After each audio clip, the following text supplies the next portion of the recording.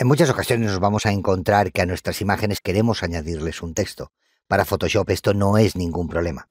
Tenemos una herramienta de texto que aquí podemos ver sus diferentes modificaciones, en la cual básicamente siempre se va a utilizar en su primer formato.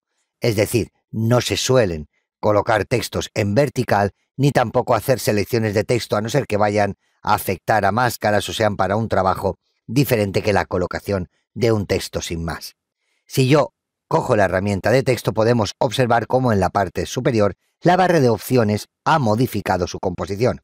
Y tenemos la posibilidad de elegir la fuente tipográfica, la familia, el tamaño, el tipo de enfocado que queramos que tiene, si queremos que sea muy enfocado, muy fuerte, redondeado, etc. La alineación horizontal y vertical y el color con el que queremos escribir.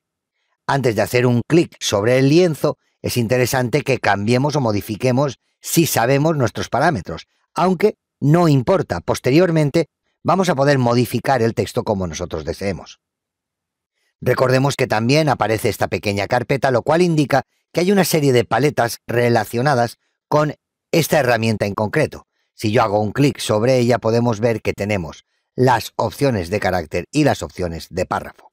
Antes de empezar a trabajar con el texto, tenemos que recordar que esto es una aplicación gráfica para fotografías. Si queremos escribir gran cantidad de texto sobre una imagen, existen otras aplicaciones que van a gestionar mucho mejor el texto que lo va a hacer Photoshop.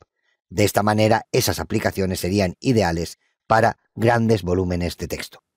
Pero vayamos con la herramienta, como digo, a hacer un clic, por ejemplo, en esta zona. Si yo hago un clic, de forma automática me genera una capa en estos momentos que se denomina capa 1, posteriormente va a tener el texto que yo escriba, también voy a poder modificar el nombre de esa capa simplemente editándolo. Pero vayamos a escribir el texto y en este caso vamos a escribir Semana Santa. Ya tenemos escrito el texto, ahora simplemente presionamos la tecla de escape o hacemos un clic sobre la capa. Ya tenemos esta capa con el texto para poder ser modificada. Por ejemplo, cojo la herramienta de selección y la voy a poder llevar a cualquier lugar.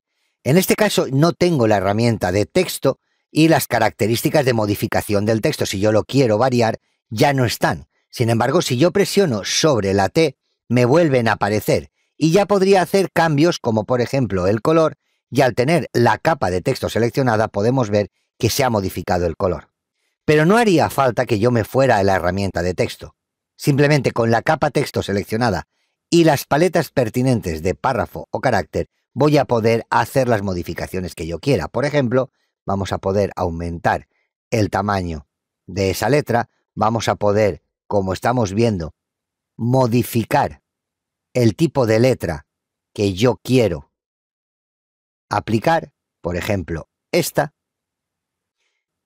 E incluso si me voy a párrafo voy a poder cambiar el centrado, el alineado a un lado, al otro lado. Voy a decirle que lo quiero centrado. Voy a pinchar y a llevarme, por ejemplo, a esta parte el texto. Dentro del carácter voy a poder cambiar, como estáis viendo, la distancia entre las diferentes líneas hasta conseguir la composición que yo quiera.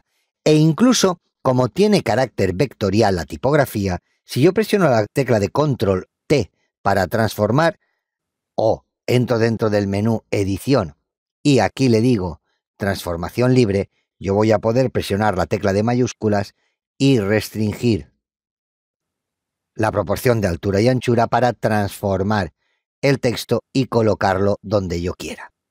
Al estar en una capa independiente, cualquier texto podemos modificarlo en su totalidad, recordemos, a través de la paleta, o si yo selecciono partes del texto, por ejemplo, voy a seleccionar esta parte del texto, voy a poder modificar el contenido puntualmente en esa parte en concreto.